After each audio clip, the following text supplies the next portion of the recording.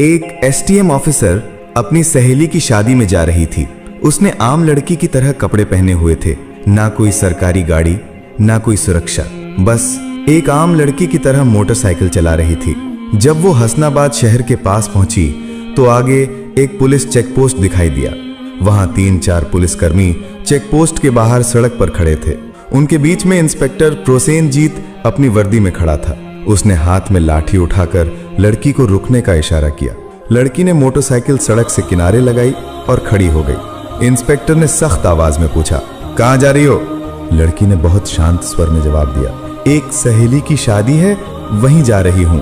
Inspector Prosenjit ने उसे सिर से पांव तक देखा। वो 28 साल की एक खूबसूरत महिला थी। नाम था बरनाली सिंह। फिर वो हंसते हुए बोला, अच्छा, सहेली की शादी में खाना खाने जा रही हो? लेकिन हेलमेट क्या तुम्हारे बाप ने पहनना है? क्यों नहीं पहना? और ये बाइक भी बहुत तेज चला रही थी। चलो अब चालान कटेगा। ऐसा कहते हुए उसने चालान की पर्ची निकालनी शुरू कर दी।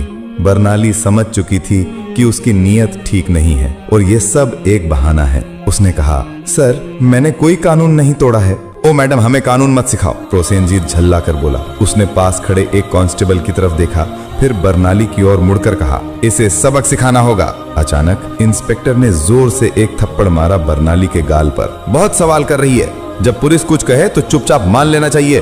बरनाली का सिर एक पल के लिए घूम गया, लेकिन उसने खुद को संभाल लिया। उसकी आंखों में गुस्सा साफ झलक रहा था। इंस्पेक्टर हंसते हुए बोला, अब भी इसकी आंखों में घमंड है। ऐसे कितनों को ठीक कर चुका हूँ, इसे अच्छी तरह से सबक सिखाना होगा। एक कांस्टेबल आगे आया और बोला, सर, इसे थाने ले चलते हैं, वहीं इसका इलाज होगा, तब समझेगी कि पुलिस से कैसे बात की जाती है। फिर एक और कांस्टेबल ने बरनाली का हाथ पकड़कर खींचते हुए कहा, चलो गाड़ी में बैठो। बरनाली ने झटके से अपना हाथ छुड़ाया और गुस्से में बोली, हाथ लगाने की कोशिश मत करना, वरना अंजाम अच्छा नहीं होगा। इंस्पेक्टर और भड़क गया। उसने एक और कांस्टेबल से कहा, देखो इसका घमंड। कांस्टेबल आगे बढ़ा, बरनाली का बाल पकड़कर उसे खींचने लगा। बरनाली दर्द से कराह उठी, फिर भी उसने अब तक अपनी असली पहचान नहीं बताई थी। वो देखना चाहती थी कि ये लोग कितनी नीचता तक जा सकते हैं। इसी बीच एक पुलिसकर्मी ने गुस्से में उसकी बाइक पर लाठी मार दी और ऊंची आवाज में बोला, बड़ी आई साधु बनने वाली, अब तुझे खिलौना बना के खेलेंगे। बरनाली सिंह अब अच्छे से समझ चुकी थी कि उसके साथ क्या होने वाला है और ये लोग कितना नीचे गिर सकते हैं। इंस्पेक्टर की आंखों में गुस्सा भरा था।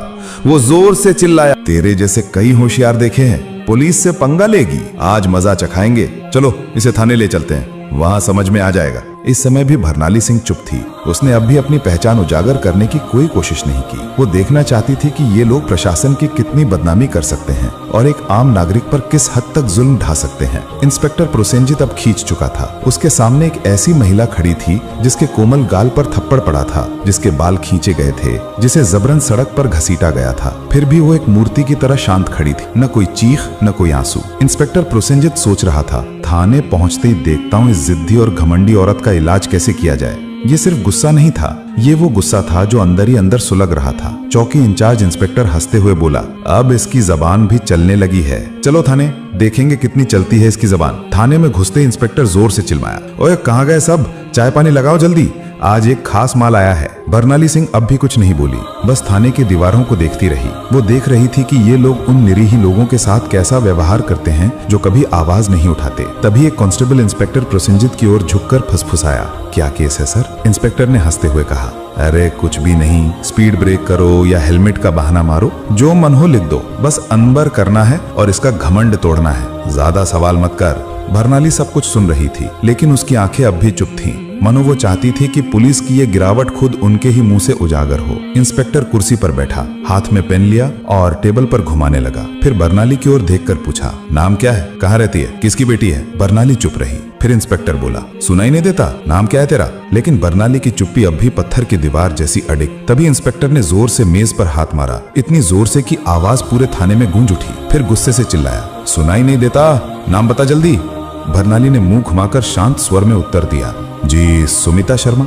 इंस्पेक्टर उसके चेहरे की ओर देखकर हंसते हुए बोला, हो बड़ी चालाक लड़की है तू, झूठ बोलने में तुझे खासा तजुर्बा है, लेकिन याद रख ज्यादा होशियारी महंगी पड़ती है। एक भी गलती की तो पछताने का मौका तक नहीं मिलेगा। फिर बरनाली सिंह को जबरदस्ती उस सड़ी हुई हवालात में डाल दिया गया जहां पहले से 2 कैदी मौजूद थे।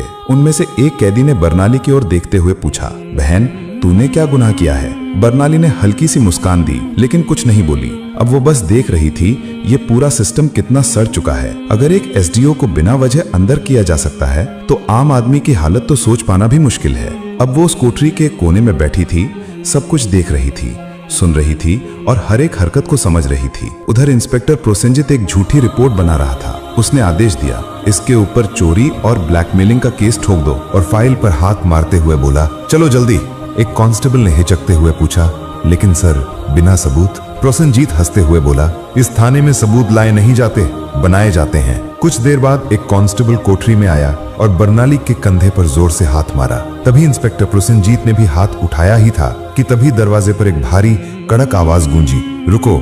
सभी लोग घूमकर दरवाजे की ओर देखने लगे। वहां सीनियर इंस्पेक्टर संजय वर्मा खड़ा था। उसकी छवि बाकी अफसरों से कुछ बेहतर मानी जाती थी। वो अंदर झांका और महिला की हालत देखकर उसके माथे पर बल पड़ गया। उसने सख्त स्वर में पूछा, ये सब क्या हो रहा है?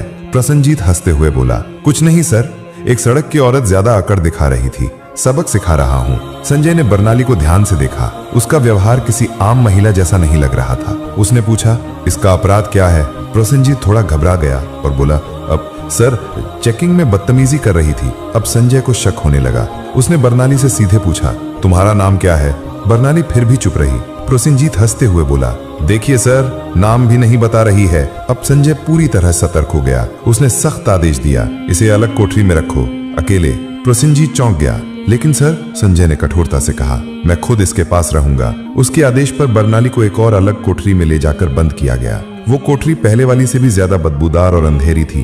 बरनाली ने चारों ओर नजर दौड़ाई। एक कोने में एक टूटी हुई मेज पड़ी थी और पास ही एक जंग लगी लोहे की छड़। अब वो इस सड़े गले सिस्टम का असली चेहरा और भी करीब से देख रही थी। हर एक पल उसकी आंखें ये समझ रही थीं, कानून अब सिर्फ फाइलों तक सीमित रह गया है। इसी बीच एक कांस्टेबल दौड़ते हुए आया और बोला, सर बाहर एक बड़ी गाड़ी खड़ी है। प्रोसेनजीत चौंक गया, पूछा, कौन सी गाड़ी? कांस्टेबल घबराते हुए बोला, सर सरकारी गाड़ी। प्रोसेनजीत तुरंत बाहर गया। गाड़ी के अंदर झांकते ही उसके होश उड़ गए।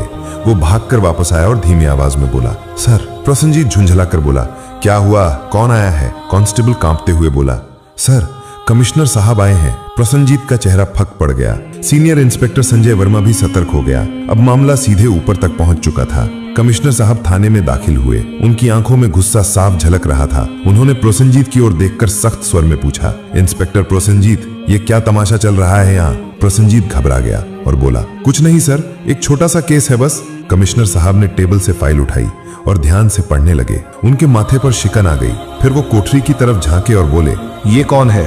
प्रोसेनजीत तुरंत बोला, सर इस महिला पर 420 और धोखाधड़ी का केस है। कमिश्नर ने सीधा सवाल किया, तुम्हारे पास सबूत है? फिर दोबारा बोले, कोई भी सबूत है तुम्हारे पास? अब प्रोसेनजीत पूरी तरह फंस चुका था। कमिश्नर साहब ने सीधे महिला की ओर देखा और पूछा, तुम्हारा नाम क्या है? और तभी पहली बार बरनाली सिंह ने हल्की सी मुस्कान दी और कहा, एसडीओ बरनाली सिंह। थाने में एकदम सन्नाटा छा गया। हर चेहरा पीला पड़ गया। प्रोसेनजीत के हाथ पांव कांपने लगे। बाकी सभी कांस्टेबल हैरान होकर एक दूसरे की ओर देखने लगे। प्रोसेनजीत के पैरों तले जमीन खिसक गई। जिस महिला को वो एक मामूली अपराधी समझ रहा था, वो थी वही अधिकारी जो पूरे जिले की प्रशासनिक व्यवस्था संभालती थी। वो कोई आम औरत नहीं थी, वो थी स्वयं एसडीओ बरनाली सिंह। जिस महिला को सड़क पर घसीटा गया था, जिसके बाल खींचे गए थे, जिसे थप्पड़ मारा गया था, जब ये सच्चाई सबके सामने आई, पूरे थाने में हड़कंप मच गया। सभी कांस्टेबल स्तब्ध हो गए। कमिश्नर साहब ने तेज गुस्से से भरी नजर से इंस्पेक्टर प्रोसेनजीत की ओर देखा और गरजते हुए बोले, प्रोसेनजीत, तुझ में इतनी हिम्मत आई कैसे कि तू एक सीनियर ऑफिसर पर झूठा आरोप लगाने की जुर्रत कर बैठा? प्रोसेनजीत कुछ बोलने की कोशिश कर ही रहा था कि तभी पास में खड़े सीनियर इंस्पेक्टर संजय वर्मा जोर से बोले, सर मैंने पहले ही कहा था कि यहाँ कुछ ना कुछ गड़बड़ है। अब प्रोसेनजीत पूरी तरह अकेला पड़ चुका था। तभी पहली बार बरनाली सिंह ने अपनी शांत लेकिन दृढ़ आवाज में सीधा फैसला सुना दिया, प्रोसेनजीत, अब तेरी नौकरी गई, तेरा सस्पेंशन पक्का और तेरे खिलाफ अब केस भी चलेगा। ये सुनते ही प्रोसेनजीत का चेहरा जैसे सफेद पड़ गया, सांस अटकने लगी। बाकी पुलिसकर्मी भी उससे नजरें चुराने लगे।